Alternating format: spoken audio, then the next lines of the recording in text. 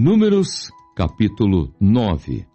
A celebração da Páscoa no deserto do Sinai.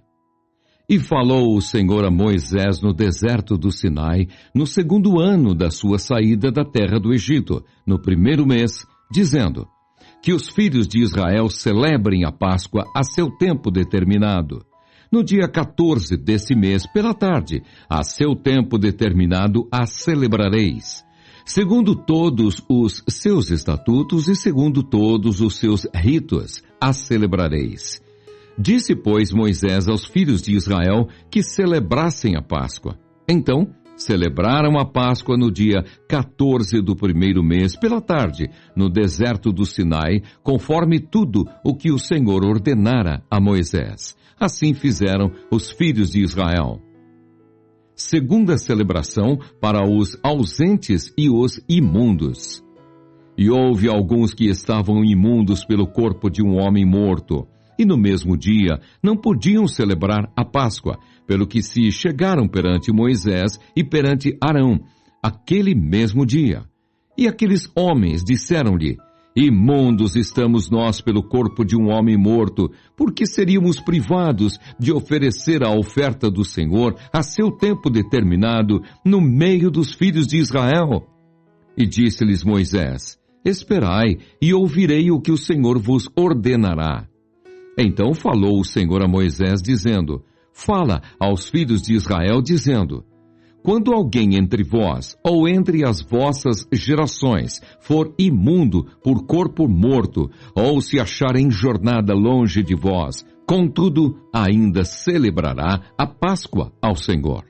No segundo mês, no dia 14, de tarde, a celebrarão. Com pães asmos e ervas amargas a comerão. Dela nada deixarão até amanhã, e dela não quebrarão osso algum. Segundo todo o estatuto da Páscoa, a celebrarão.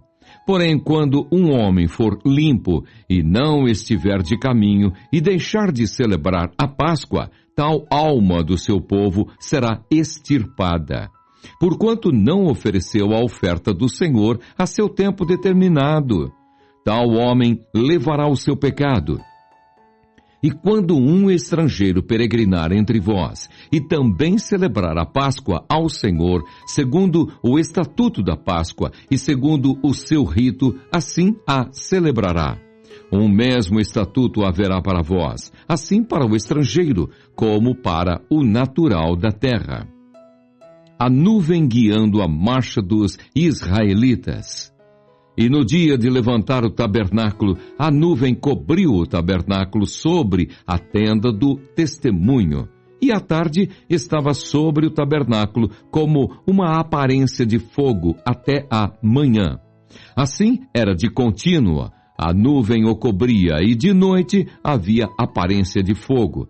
Mas sempre que a nuvem se alçava sobre a tenda, os filhos de Israel após ela partiam. E no lugar onde a nuvem parava, ali os filhos de Israel assentavam o seu arraial. Segundo o dito do Senhor, os filhos de Israel partiam, e segundo o dito do Senhor, assentavam o arraial. Todos os dias em que a nuvem parava sobre o tabernáculo, assentavam o arraial. E quando a nuvem se detinha muitos dias sobre o tabernáculo, então os filhos de Israel tinham cuidado da guarda do Senhor e não partiam.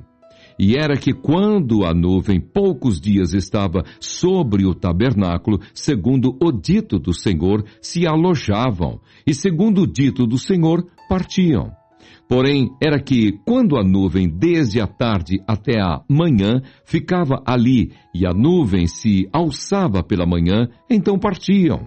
Quer de dia, quer de noite, alçando-se a nuvem, partiam. Ou quando a nuvem sobre o tabernáculo se detinha 2 dias, ou 1 mês, ou 1 ano, ficando sobre ele, então os filhos de Israel se alojavam e não partiam. E alçando-se ela, partiam. Segundo o dito do Senhor, se alojavam, e segundo o dito do Senhor, partiam. Da guarda do Senhor tinham cuidado, segundo o dito do Senhor, pela mão de Moisés.